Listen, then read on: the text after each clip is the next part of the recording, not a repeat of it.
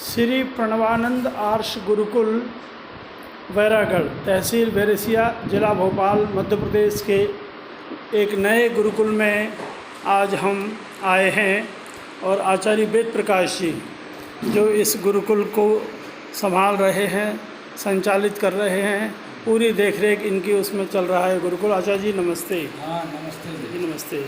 कैसे हैं आप आचार्य जी? जी आचार्य जी, बहुत खुशी की बात है कि आपने नया गुरुकुल यहाँ प्रारंभ कर दिया है। किस तरह से आपने प्रारंभ किया है? ये हमारे जो प्रणवानंद जी हैं वो बहुत बड़ा ट्रस्ट बना हुआ है। उनके पहले भी कई गुरुकुल चल रहे हैं। ये 9वां गुरुकुल उन्हीं के माध्यम से, उसी ट्रस्ट के माध्यम से ये चालू हुआ है। इसमें एक बहुत अच्छे दानी हैं हमारे जीवन प्रकाश जी। उन्होंने अपने गांव की ज़मीन में ही अपनी निजी भूमि के अंदर ये गुरुकुल खोला है और वो स्वयं भी दिल्ली में कार्यरत हैं सरकारी सेवा में और उसके अतिरिक्त यहाँ समय दे रहे हैं और उन्हीं के साथ जरिए से उन्हीं के अनुदान से गुरुकुल चलता है। बहुत अच्छे आचार्य जी। अब इस गुरुकुल की क्या विशेषता है? इस गुरुकुल की ये विशेषता है कि आजकल जो सरकार 70 साल से भारत को भारतीयता के आधार पर चलाने में असमर्थ रही, तो हम चाहते हैं इस गुरुकुल को भारतीयता के आधार पर चलाया जाए और हिंदू संस्कृति जिसको बोलते हैं, जिसका मूल वैदिक संस्कृति है, उसके आधार पर यहाँ के विद्यार्थियों को तैयार किया जाए ताकि एक क्रांतिकारी नौजवान यहाँ से पैदा हो और भारत का कुछ व्यवस्था परिवर्तन में सहयोग दे सके। हम इतना करते हैं, स्वावलंबी जीवन उनका हो, परावलंबी जीवन ना हो और उनके विद्यार्थी सरकारी नौकरी की ज़्यादा अपेक्षा न रखते हो और स्वयं का अपना कार्य करने के इच्छुक हों और सभी तरह से विद्या ग्रहण करते हो। प्राचीन भारतीय संस्कृति जो विलुप्त सी होती जा रही है, हमारे विद्यालय के पाठ्यक्रम से बाहर होती जा रही है, उनको हम दोबारा से विद्यालय के पाठ्यक्रम में लाना चाहते हैं और एक बहुत दिव्य गुरुकुल बनाना चाहते हैं ताकि इस गुरुकुल को देख करके अन्य इकाइयाँ भी इसका अनुसरण करने लगे। ऐसा हम एक यूनिट तैयार करना चाहते हैं। तो आचार्य जी, हम चाहेंगे कि आप एक संक्षिप्त में थोड़ा सा दर्शन इस गुरुकुल का हमको कराएं। तो आइए हम बाहर निकलते हैं और इस गुरुकुल के हल्के से संक्षिप्त में आपको एक वीडियो के माध्यम से हम दर्शन कराते हैं। तो ये जो कमरा है यहाँ के माननीय विधायक श्री विष्णु खत्री जी के द्वारा अपनी विधायक निधि से बन कर के तैयार हुआ है, जिसको हम आचार्य कक्ष कहें, ऑफिस कहें, वो रूप में बनाया है। और ये जो एक कमरे का निर्माण यहाँ पर हम कर रहे हैं, ये बच्चों के लिए संगणकम कंप्यूटर की शिक्षा यहाँ पर दी जाएगी। उसके लिए अभी निर्माण कार्य चल रहा है। और आचार्य जी, ये क्या हो रहा है? ये एक जो मेन रास्ता है जो बरसात के अंदर बहुत ज़्यादा मिट्टी काली है और चप्पल जूते में इतनी चपक जाती है कि ऐसा लगता है कि 5 किलो वजन हमारे उसमें है। तो इसलिए बरसात से पहले हम इसको एक पक्की सड़क के रूप में बनाना चाहते हैं। इसके लिए मतलब दे रहा है, पत्थर वगैरह दे रहे हैं, इसको प्लेन करके टूट के और यहाँ तक इसको रास्ते को हम पक्का बनाएंगे ताकि बरसात के दिनों में आवागमन बिल्कुल सुचारू रूप से बढ़िया से रहे। जी। और आचार्य जी, वो क्या झंडा जहाँ लग रहा है? शुरू में एक प्रार्थना सभा स्थल बना है, वो भी एक विधायक की सांसद की निधि से बनाया गया है और सरकार ने इसको एक प्रकार का दान के रूप में ये प्रस्तुत किया है। विद्यार्थी यहाँ पर अपनी प्रार्थना सभा कर सके और सामूहिक कार्य जो है इसमें निपटा सके। तो सत्संग भवन, बच्चे व्यायाम करेंगे, वहाँ पर भोजन करेंगे, प्रार्थना करेंगे। इस तरह से इसका उपयोग वहाँ पर गुरुकुल के लिए बन कर के ये तैयार हो गया है।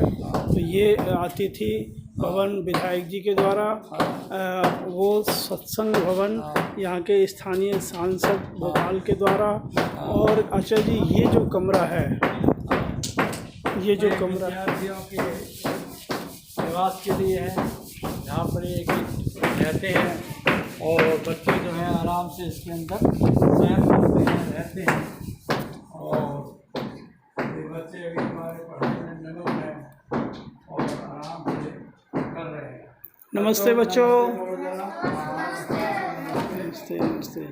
तो ये बच्चा है यहाँ, अच्छा जी। और सब बढ़िया से ताकि बच्चे ठीक ढंग से रह सकें। कालीन बिछाई हुई है, इनके जो तख़्त हैं वो हमारे बिल्कुल अच्छे तरीके से बनाए हुए हैं। रहने के सामान रखने की व्यवस्था बहुत अच्छी है और पंखे लगे हुए हैं और बहुत अप टू डेट ये कमरा है। ये बहुत अच्छा बना हुआ जी। और ये जो कमरा है जिसमें ये बच्चे रह रहे हैं, हाँ। इस कमरे का निर्माण श्री महिपाल सिंह आर्य जी, नागपुर निवासी, उनके सहयोग से इस कमरे का निर्माण हुआ है। अभी इस कमरे का भी लोकार्पण होना है। जब भी भविष्य में कार्यक्रम होगा तो इस कमरे का भी लोकार्पण हम करेंगे। तो इस तरह से देखिए बच्चों ने किस तरह से अपने जूतों को भी एक लाइन में रखा हुआ है। ये शिक्षा इन बच्चों को यहाँ पर दी जा रही है। और ये जो अगला कमरा है वो ये विद्यार्थियों का है। दूसरा कमरा जिसके अंदर जो अतिरिक्त बच्चे हैं और इसमें निवास करते हैं। ये कमरा भी इनका स्थायी रूप से रहने का है। नमस्ते बच्चों, कैसे हैं आप सब लोग? पढ़ाई कर रहे हो? चलो बहुत अच्छे। भोजन हो गया आपका? जी जी। तो ये एक कमरा और है। इन दोनों कमरों में हमने रहने की व्यवस्था यहाँ पर की है, जहाँ बच्चे जो है रहते हैं।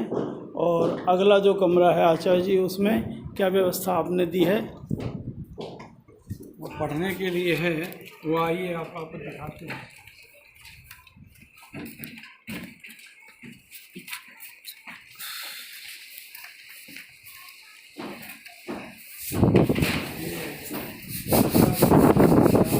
ये कक्षा का कमरा है जहाँ पर बच्चे पढ़ाई करते हैं। जी, पढ़ाई कर रहे हैं। अभी इनकी क्लास गई है। धर्म शिक्षा का पीरियड लगा हुआ था। जी बोर्ड के ऊपर भी कुछ समझाया हुआ है। जी। ये ऊपर का वाक्य काशीनाथ बनारस के मंदिर के द्वार पर लिखा हुआ है। इससे पता लगता है कि भारत के अंदर मुसलमान के आने से पहले कोई भी हिंदू नहीं कहलाता था। आर्य और आर्येतर कोई भी प्रकार के लोग थे। जी जी जी। तो ये बहुत सुंदर व्यवस्था आपकी है। हम देख रहे हैं कि इतनी साफ सफाई, इतनी सुंदर कालीन, है ना। पूज्य स्वामी जी के बड़े बड़े चित्रों से इस गुरुकुल को, महर्षि दयानंद सरस्वती जी के चित्रों से यहाँ इस गुरुकुल को बहुत सुंदर तरीके से सजाया हुआ है। ऐसा लगता है जैसे कि बहुत ही कोई अच्छा, जो बड़े बड़े प्राइवेट स्कूल हुआ करते हैं वो जिस तरह की व्यवस्था देते हैं, बच्चों से लाखों रुपए लेते हैं, वो भी इतनी अच्छी व्यवस्था नहीं करते। इतनी व्यवस्था आपने उन गरीब, अनाथ, निर्धन, असहाय बच्चों के लिए आपने की है। बहुत अच्छी बात है आचार्य जी, धन्यवाद आपका बहुत बहुत। और इसके अतिरिक्त आपकी भविष्य में क्या क्या योजना है? हमारे भविष्य में योजना जी है, अभी एक दो साल की इधर ही मुँह करके सामने वो हमने भोजन पकाने का बनाया है, पकवान। जी, पाकशाला अभी बन रहा है पाकशाला जी। और इसके अतिरिक्त फिर आप सामने देखेंगे उधर जी। सबसे पहले गौशाला के लिए जिसमें 3 गाय रह सकती है, ऐसा सेट उनको बना के तैयार कर दिया है। जी जी। और उसका जो फर्श वगैरह है वो मिट्टी डाल के गोबर से लीप के इसका भी काम चल रहा है। और गौशाला के लिए पहले से ही एक चारा बोना है, यूरिया रहित चारा बोने का इंतजाम है अगले खेत में जो गुरुकुल के सामने ही है। तो वो जब हो जाएगा फिर गाय आ जाएगी। इसकी बाउंड्री भी, हाँ, इसकी जो 4 दीवारी है लगभग 1000 फुट की ये 4 दीवारी है, लगभग 6 फुट ऊँची बनेगी। अभी इसके लिए दान की बड़ी अपेक्षा है, लोग बड़े उत्सुक भी हैं, लेकिन अब जो पैसा आएगा तो हम इस कार्य को तत्काल पूरा करेंगे और बहुत अच्छी व्यवस्था देंगे। ऐसा है। यज्ञशाला भी यहाँ पर 40 बाई 40 की एक यज्ञशाला इधर बनेगी जहाँ ये नीम का पेड़ है, इसके बगल में। कहाँ पर बनाएंगे? यहाँ पर गौशाला के बगल में जी। हाँ, जहाँ पे यज्ञ वेदी बनी हुई है, यहाँ पर 40 बाई 40 की एक बृहद यज्ञशाला बननी है ताकि उसके सामने जो तो खाली स्पेस है वहाँ उत्सव वगैरह हो सके और सब अधिक से अधिक जनसंख्या आकर के लाभान्वित हो सके। इस ढंग से यज्ञशाला का इस विषय में निर्माण किया। जी। और यहाँ पर एक बड़ा भव्य दरवाज़ा गेट भी। एक 2 दरवाजे हैं, भव्य दरवाज़ा वो जो मेन है जिसमें गाड़ी वाड़ी आती है जी। और एक पैदल रास्ता जो छोटा वाला किसी आगंतुक के लिए शुरू में वो रास्ता जो है यहाँ तक आएगा, वो भी पक्का बनेगा। और उसके पास द्वारपाल कक्ष बनना है, एक उसके पीछे बरामदा और एक ऊपर एक कमरा। इसके लिए भी दान की बड़ी अपेक्षा है और दान आता जाएगा तो ये काम पूरा होता जाएगा हमारा, तो बहुत बढ़िया गुरुकुल बन जाएगा। इसके अलावा जो पानी की व्यवस्था है, अभी हमारी एक छोटी मोटर लगी है, बड़ी मोटर के लिए लगभग 50 या 60 हज़ार रुपया और हमको चाहिए ताकि उसका 2 इंची का बोर का पानी आ जाए और ये सारी व्यवस्था सुचारू रूप से चले। जी। अभी हमें सबसे अधिक आवश्यकता मैं समझता हूँ कि इस गुरुकुल के लिए अभी हमें पानी की मोटर तत्काल चाहिए, बड़ी मोटर, जिससे हम इस भूमि में सब्जी लगा सकें, फल लगा सकें, है ना। और दूसरा हम जो है बाउंड्री वॉल जो हमें करनी है, वो बाउंड्री वॉल हम बना सकें और गेट बना सकें। और भविष्य में इसकी ये योजना है कि हमारी गौशाला तैयार होते ही जी। यहाँ पर प्राकृतिक चिकित्सालय बन रहा है जी। और प्राकृतिक चिकित्सालय के जितने भी रोगी हैं जी। और जो हमारे विद्यार्थी हैं जी। और कर्मचारी हैं जी। उन सबके लिए आधा किलो दूध मिल जाए और बिना जहर की सब्जी उनको अवेलेबल हो जाए, प्राप्त हो जाए। और यहाँ जितना अन्न लगता है वो भी बिना यूरिया के, बिना पेस्टिसाइड वगैरह के यहाँ पैदा हो, प्राप्त हो जाए। इतनी हमारी योजना है। प्राकृतिक चिकित्सालय उसके आधार पर चल जाएगा, आयुर्वेदिक चिकित्सा भी उसके आधार पर चल जाएगी। और एक बहुत अच्छा यहाँ पीछे स्विमिंग पूल हमने गड्ढा बहुत बड़ा बनाया हुआ है, उसमें बहुत खर्चा होकर के स्विमिंग पूल भी पीछे बनना भी बाकी है। अच्छा। हाँ, स्विमिंग पूल मतलब कुछ काम हो गया है लेकिन अभी उसका पूरा काम नहीं हुआ है। तो उसको भी आप पूरा उसको भी पूरा करेंगे ताकि गर्मियों के अंदर बच्चे अपना कटी स्नान वगैरह की जो प्राकृतिक चिकित्सा है उसमें बहुत सहयोग मिलेगा। उसमें बड़े सुंदर सुंदर वाक्य आपने लिखवाए हैं। बाधाओं से रुके नहीं, संकटों प्रलोभनों से झुके नहीं, निंदाओं से विचलित ना होकर तब तक आगे बढ़ते रहे जब तक सफलता ना मिले। बहुत सुंदर वाक्य आपने गुरुकुल को सजाया है। और देखिए, मर्यादा पुरुषोत्तम श्री राम दुष्टों का करने संघार, राम और कृष्ण जी का जीवन ही सिंहासन पे उन लोगों खाली कराया है, उन लोगों से सिंहासन खाली कराया जो दुष्ट प्रकृति के थे, उनकी जगह दूसरों को बिठाया है, उनका शासन खुद नहीं हड़पा। तो इसलिए आर्यों का पहला धर्म है कि अपने शासन को ठीक करें। बिल्कुल, इसीलिए लिखवाया राम उठा लो धनुष बाण अब दुष्टों का करने संघार। बहुत अच्छे। और आचार्य बालकृष्ण जी महाराज की कृपा से इस गुरुकुल को सबसे पहली आहुति 10 लाख रुपए की जो मिली थी, तो आचार्य जी का आशीर्वाद, उनका सहयोग, उनका संरक्षण इस गुरुकुल को हमेशा मिलता है और आगे भी मिलता रहेगा। योग और आयुर्वेद के द्वारा ही संपूर्ण स्वास्थ्य लाभ प्राप्त किया जा सकता है। जिस अभियान में पूज्य स्वामी जी, आचार्य जी लगे हुए हैं आयुर्वेद के लिए, योग के लिए, तो उस क्षेत्र में ये गुरुकुल भी बढ़ चढ़ करके आगे कार्य करेगा। ऐसे हम आप सब लोगों को विश्वास दिलाते हैं। और आचार्य जी, जो दान एकत्रित होता है उसका आप किस तरह से उपयोग कर रहे हैं?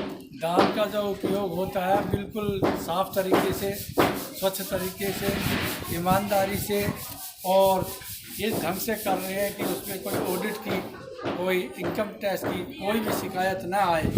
इस ढंग से उसका बैंक के अंदर स्थानांतरण करना, वहाँ से निकालना और प्रयोग करना, इस ढंग से हम उस पूरे धन का सेवा करते हैं। मतलब आपका कहने का है तात्पर्य है कि आपको जो प्राप्त एक एक पैसा गुरुकुल के लिए हो रहा है, मिल रहा है, वो सब आर्य समाज इस गुरुकुल और बच्चों के ऊपर खर्च आप कर रहे हैं। तो इसी तरह से दिल्ली से और दूर दूर से, नीदरलैंड से, जहाँ से भी, भोपाल से विभिन्न आर्य समाजों के लोग, है ना, सामाजिक और धार्मिक लोगों के द्वारा जो सहयोग मिलता है वो सारा का सारा इन गुरुकुल के विकास में आप लगा रहे हैं। तो आचार्य जी बहुत और अच्छा। इसके जो ट्रस्टी हैं उनमें ऐसे लोग रखे हुए हैं। अब हमने एक नियम बनाया है कि जो ट्रस्टियों के अंदर से जो धन का स्थायी रूप से योगदान देंगे तो उन लोगों का मासिक वो अपने वेतन में से 10% हिस्सा हमेशा गुरुकुल को देते रहेंगे। इस प्रकार हम उनकी संख्या बढ़ा रहे हैं ताकि हमारी जो ये एक यूनिट तैयार हो जाएगी तो भोपाल में हमको ऐसी 4 यूनिट बनानी है, 3 या 4 यूनिट पूरे भोपाल डिस्ट्रिक्ट में ऐसी हमको बनानी है। तो हम ये चाहते हैं केवल यही गुरुकुल नहीं है, हम एक जो पैटर्न बनाएंगे उसके आधार पर ऐसी यूनिट बनाएंगे कि जिसमें एक वानप्रस्थ आश्रम भी हो और एक गौशाला, बृहद गौशाला भी हो, और उसके अलावा वो एक आयुर्वेदिक वो भी हो और प्राकृतिक चिकित्सा का ट्रेनिंग सेंटर भी हो जी, है ना। इस प्रकार हम ये पूरी एक यूनिट बनाएंगे और इसमें वानप्रस्थ आश्रम ऐसा बनाएंगे कि जो गुरुकुल के अंदर पढ़ा सकने के योग्य हैं और वैदिक विद्वान भी हैं। हाँ, ऐसे हम उनको बना करके एक यूनिट तैयार करेंगे जी।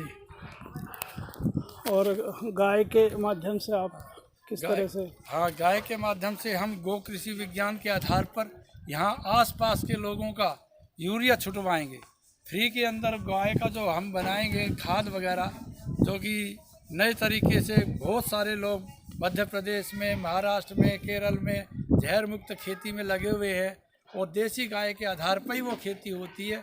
इसलिए देसी गाय की गौशाला हम बनाएंगे और आसपास के जितने भी किसान हैं उनको जहर ना डालना पड़े अपने खेत में, उसकी व्यवस्था हम गुरुकुल की तरफ से निःशुल्क करेंगे। बहुत सुंदर। ये सामने आप जो भूमि देख रहे हैं, इस भूमि के अंदर इस रोड के पार के उस पार जो है बहुत सी भूमि है जहाँ पर वो भी दानदाता की हैं, जो संरक्षक हैं इसके, उन्हीं की ये ज़मीन है। वो भी इस चीज़ के लिए तैयार है कि इसके अंदर जहर मुक्त खेती करके विद्यार्थियों के लिए फल और सब्जी अन्न प्राप्त किया जाए। तो इस तरह से स्वामी महर्षि दयानंद सरस्वती जी का जो सपना था, स्वामी श्रद्धानंद जी का जो सपना था, पूज्य स्वामी प्रणवानंद सरस्वती जी का जो सपना है कि जगह जगह हमारे आर्य समाज के वैदिक गुरुकुल खोले जाएं, आर्ष गुरुकुल खोले जाएं, तो उस परंपरा को आगे बढ़ाने में आचार्य जी लगे हुए हैं। और मैं जीवन प्रकाश शास्त्री दिल्ली से आचार्य जी का भरपूर सहयोग कर रहा हूं और आप सब लोगों से अपील करता हूं कि यह आपका अपना गुरुकुल है। इस गुरुकुल को आप जितने जल्दी हो सके उसको आगे बढ़ाएं। जो आप सहयोग करेंगे उस सहयोग का एक एक पैसा है इस गुरुकुल के निर्माण में, इस गुरुकुल के विकास में हमेशा लगाया जाएगा।